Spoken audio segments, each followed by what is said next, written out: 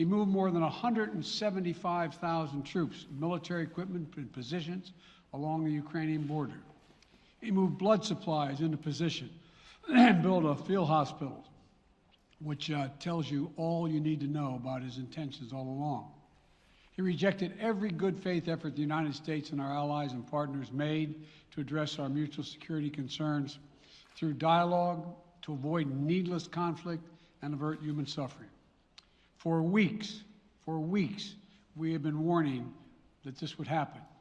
And now it's unfolding largely as we predicted. In the past week, we've seen shelling increase in the Donbass, a region in eastern Ukraine controlled by Russian-backed separatists. The Russian government has perpetrated cyber attacks against Ukraine. We saw a staged political theater in Moscow, outlandish and baseless claims that Ukraine was about to invade and launch a war against Russia, that Ukraine was prepared to use chemical weapons, that Ukraine committed a genocide. Without any evidence, we saw a flagrant violation of international law in attempting to unilaterally create two new so-called republics on sovereign Ukrainian territory. And at the very moment that the United Nations Security Council was meeting to stand up for Ukraine's sovereignty, to stave off invasion, Putin declared his war. Within moments, missile strikes began to fall on historic cities across Ukraine. Then came the air raids, followed by tanks and troops rolling in. We've been transparent with the world. We've shared declassified evidence about Russia's plans and cyber attacks and false pretexts so that there could be no confusion or cover-up about what Putin was doing. Putin is the aggressor. Putin chose this war, and now he and his country will bear the consequences. Today, I'm authorizing additional strong sanctions and new limitations on what can be exported to Russia. This is going to impose severe cost on the Russian economy, both immediately and over time. We have purposely designed these sanctions to maximize the long-term impact on Russia and to minimize the impact on the United States and our allies. I want to be clear, the United States is not doing this alone. For months, we've been building a coalition of partners representing well more than half the global economy. 27 members of the European Union, including France, Germany, Italy, as well as the United Kingdom, Canada, Japan, Australia, New Zealand, and many others, to amplify the joint impact of our response. I just spoke with the G7 leaders this morning, and we're in full and total agreement. We will limit Russia's ability to do business in dollars, euros, pounds, and yen to be part of the global economy. We'll limit their ability to do that. We're going to stunt the ability to finance and grow the Russian military. We're going to impose and we're going to impair their ability to compete in high-tech 21st century economy. We've already seen the impact of our actions on Russia's currency and the ruble, which early today hit its weakest level ever in history. The Russia stock market plunged today. The Russian government borrowing rate spiked by over 15%. In today's actions, we've now sanctioned Russian banks that together hold around $1 trillion in assets. We've cut off Russia's largest bank, a bank that holds more than 1/3 of Russia's banking assets by itself, cut it off from the U.S. financial system. And today, we're also blocking 4 more major banks. That means every asset they have in America will be frozen. This includes VTB, the second largest bank in Russia, which has $250 billion in assets. As promised, we're also adding the names to the list of Russian elites and their family members that we're sanctioning as well. As I said on Tuesday, these are people who personally gain from the Kremlin's policies, and they should share in the pain. We will keep up this drumbeat of those designations against corrupt billionaires in the days ahead. On Tuesday, we stopped the Russian government from raising money from U.S. or European investors. Now we're going to apply the same restrictions to Russia's largest state-owned enterprises, companies with assets that exceed $1.4 trillion.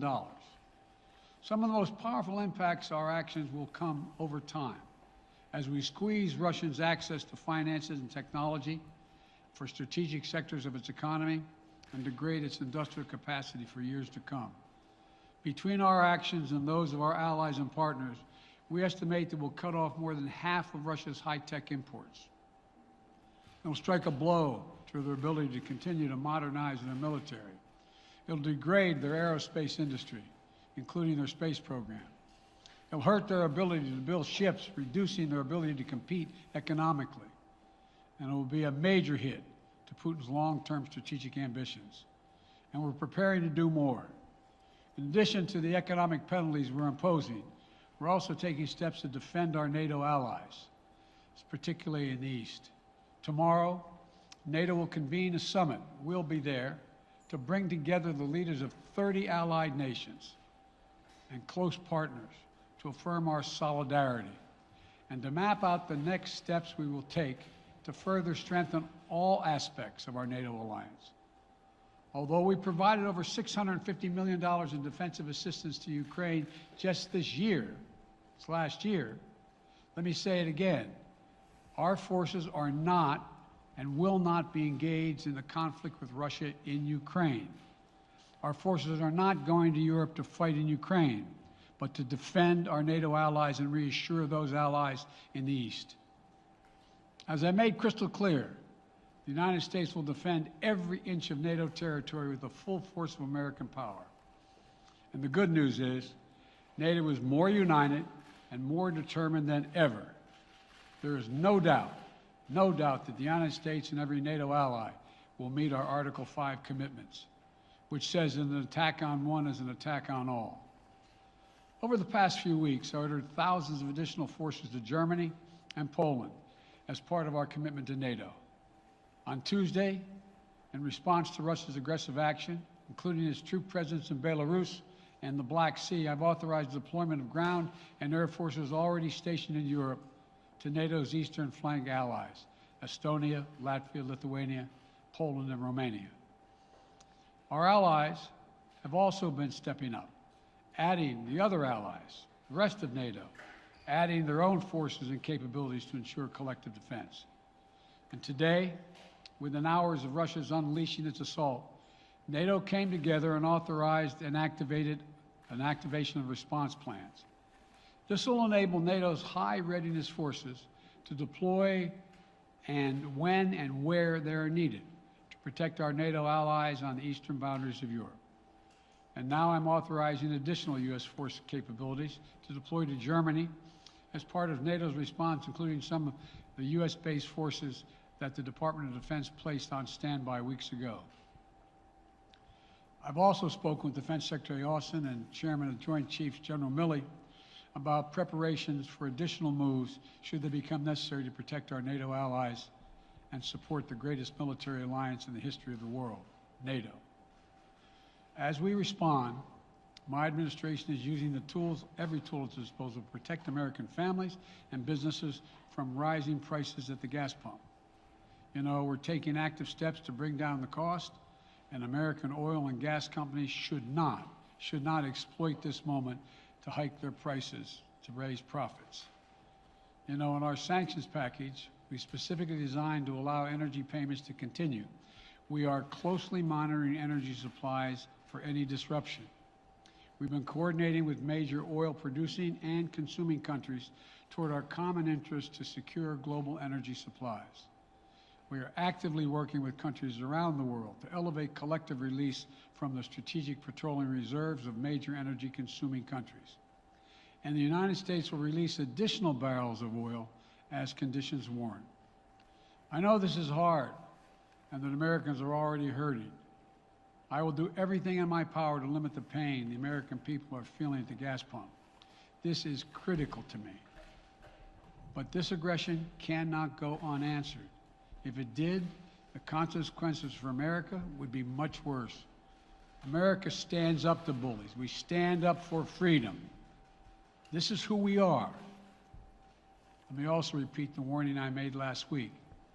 If Russia pursues cyber attacks against our companies, our critical infrastructure, we are prepared to respond. For months, we've been working closely with the private sector to harden our cyber defenses, sharpen our ability to respond to Russian cyber attacks as well. I spoke last night to President Zelensky of Ukraine, and I assured him that the United States, together with our allies and partners in Europe, will support the Ukrainian people as they defend their country. We'll provide humanitarian relief to ease their suffering. And in the early days of this conflict, Russia propaganda outlets will keep trying to hide the truth and claim success for its military operation against a made-up threat. But history has shown, time and again, how swift gains in territory, acts of mass and strategic dead ends. The next few weeks and months will be hard on the people of Ukraine. Putin has unleashed a great pain on them, but the Ukrainian people have known 30 years of independence. They have repeatedly shown that they will not tolerate anyone who tries to take their country backwards. This is a dangerous moment for all of Europe, for the freedom around the world. Putin has committed an assault on the very principles that uphold the global peace. But now, the entire world sees clearly what Putin and his Kremlin allies are really all about. This was never about a genuine security concerns on their part. It was always about naked aggression, about Putin's desire for empire by any means necessary, by bullying Russia's neighbors through coercion and corruption, by changing borders by force, and ultimately by choosing a war without a cause. Putin's actions betray his sinister vision for the future of our world, one where nations take what they want by force. But it is a vision that the United States and freedom every tool of our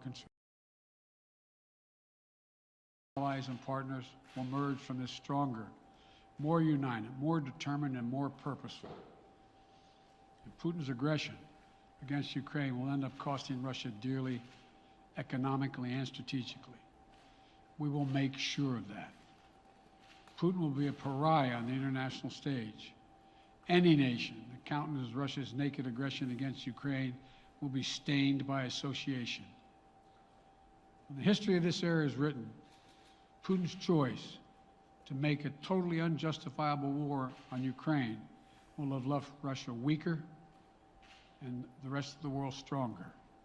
Liberty, democracy, human dignity, these are the forces far more powerful than fear and oppression. They cannot be extinguished by tyrants like Putin and his armies. They cannot be erased from people's hearts and hopes by any amount of violence and intimidation. They endure. In the contest between democracy and autocracy, between sovereignty and subjugation, make no mistake, freedom will prevail. God bless the people of a free and democratic Ukraine. May God protect our troops. Mr. President. Associated Press, Zeke. Do you have any plans to speak with President Putin at this point? And what interactions have you had with the Russian government? I heard the first part. Do I have any plans to speak with Putin at this point, and what? What communications have you had with the Kremlin as far as military operations in Ukraine and making sure this does not spiral into a larger conflict? Well, it's a large conflict already. The way we're going to ensure it's not going to aspire to a larger conflict is by providing all the forces needed in the Eastern European nations that are members of NATO. NATO is more united than it's ever been, and I have no plans to talk with Putin. Wall Street Journal, Tarina. Mr. President, you didn't mention SWIFT in your sanctions that you announced. Is there a reason why the U.S. Isn't doing that? Is there a disagreement among allies regarding SWIFT and whether Russia should be allowed to be a part of it? The sanctions that we've proposed on all their banks are of equal consequence, maybe more consequence than SWIFT, number one. Number two, it is always an option, but right now that's not the position that the rest of Europe wishes to take. Cecilia Vega, ABC. Sir, sanctions clearly have not been enough to deter Vladimir Putin to this point. What is going to stop him? How and when does this end? And do you see him trying to go beyond Ukraine? And a second question I'll just give to you now. This statement that he gave last night, the threat that he gave, the West will face consequences greater than any you have faced in history. Is he threatening a nuclear strike? I have no idea what he's threatening. I know what he has done, number one. And number two, no one expected the sanctions to prevent anything from happening. It has to show, this is going to take time, and we have to show resolve so he knows what's coming. And so the people of Russia know what he's brought on them. That's what this is all about. This is going to take time. It's not going to occur. He's going to say, oh my God, these sanctions are coming, I'm going to stand down. He's going to test the resolve of the West to see if we stay together, and we will. We will, and it will impose significant costs on him. Will he go beyond Ukraine, sir? Do you see him going? Yes. Thank you. Two topics, just really quick. First, markets are down and gas prices are up. I know you always stress the difference between Wall Street and Main Street, but everybody seems to be in for some economic pain. How economically painful is it going to get for people in this country? And I do have one more question. First of all, there's no doubt that when a major nuclear power attacks and invades another country, that the world is going to respond, and markets can respond all over the world. So there's no doubt about that, number one. Number two, the notion that this is going to last for a long time is highly unlikely as long as we continue to stay resolved in imposing the sanctions we're going to impose on Russia, period. What's your next question? I'm sorry. The next question is, did you underestimate Putin, and would you still describe him the way that you did in the summer as a worthy adversary? At the time, he was, I made it clear, as an adversary, and I said he was worthy. I didn't underestimate him. And I've read most of everything he's written. Did you read the, I shouldn't, I'm not a wise guy. You heard the speech he made, almost an hour's worth of speeches, why he was going into Ukraine. He has much larger ambitions in Ukraine. He wants to, in fact, reestablish the former Soviet Union. That's what this is about. And I think that his ambitions are completely contrary to the place where the rest of the world has arrived. And with his ambitions, you're confident that these devastating sanctions are going to be as devastating as Russian missiles and bullets and tanks? Yes, Russian bullets, missiles, and tanks in Ukraine. Yes, I am. Thank you, President Biden. If sanctions cannot stop President Putin, what penalty can? I didn't say sanctions couldn't stop him. You've been talking about the threat of these sanctions for several weeks now. Yes, but the threat of the sanctions and imposing the sanctions and seeing the effect of the sanctions are two different things. They're two different things. And we're now he's going to begin to see the effect of the sanctions.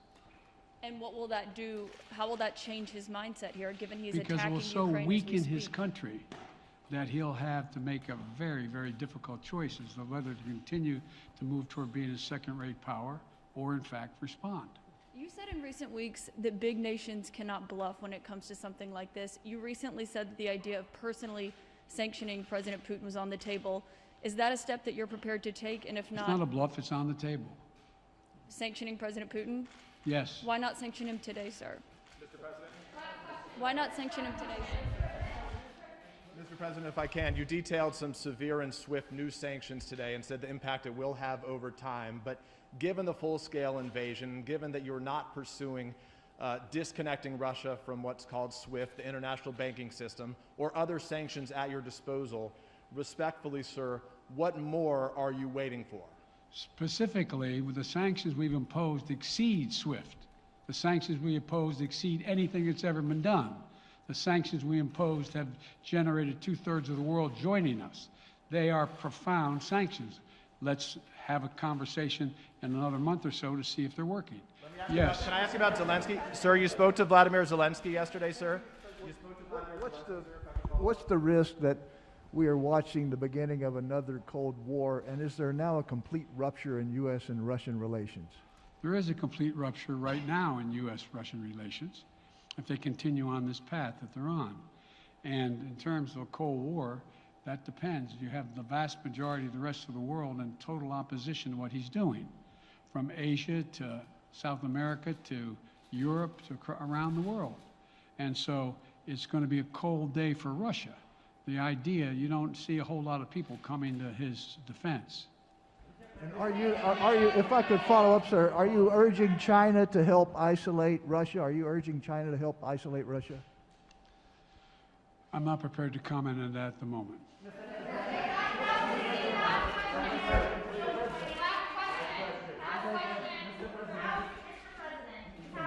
No. Yeah. No. He's had his hand up a long time. Thank you, Mr. President. How concerned are you that Putin wants to go beyond Ukraine into other countries, and the U.S. will have to get involved if he moves into NATO countries? Well, if he did move into NATO countries, he will be involved. We will be involved. The only thing that I'm convinced of is if we don't stop now, he'll be emboldened. If we don't move against him now with these significant sanctions, he will be emboldened. Look, you know, well, anyway. Can you talk anything more about your conversation? Mr. President.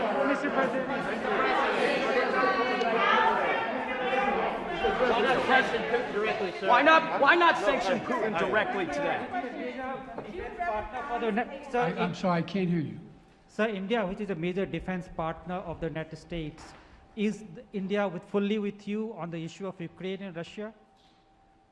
Does the Defense Department of the United States... Sir, India is one of your major defense partners.